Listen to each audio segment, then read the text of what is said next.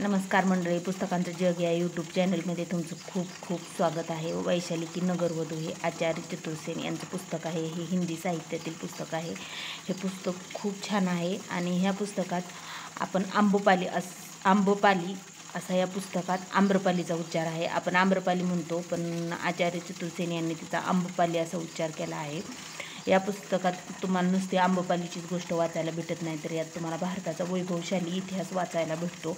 आंबोपालीची गोष्ट असते अशी आहे की ती दिसायला खूप सुंदर असते, ती सर्व गुण संपन्न असते आणि तशी ती बुद्धीने पण खूप हुशार असते. पण तिचं सौंदर्य तिच्यासाठी शाप बनतो, कारण वैशाली एक गणराज्य असतं आणि त्या राज्यात परंपरा असते, एखादी मुलगी जर सुंदर असली तर ती कुण्या एकाची पत्नी न बनता पूर्ण राज्याची नगरवधू बनली पाहिजे.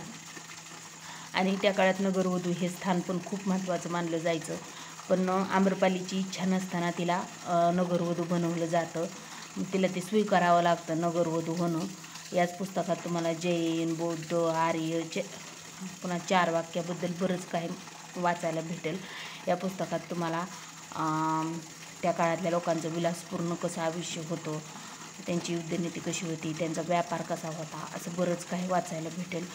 आणि आम्रपालीला स्वर्गाचं सुख पृथ्वीवर भेटत होतं, पण तिच्या मनात एक खंत होती की मी कोण्या एकाची पत्नी न बनता मी पूर्ण राज्याची नगरवधू झाली, आणि हीच खंत तिच्या मनात टोचत असते. आणि मग ती बौद्ध धर्म स्वीकारते आणि बौद्ध भिक्षुणी बनते. असा ह्या पुस्तकात तिचा प्रवास आहे. मग पुस्तक वाचल्यावर तुम्हाला कळेलच. माझा व्हिडिओ तुम्हाला आवडल्यास लाईक, शेअर आणि सबस्क्राईबचं बटन दाबायला विसरू नका. थँक्यू.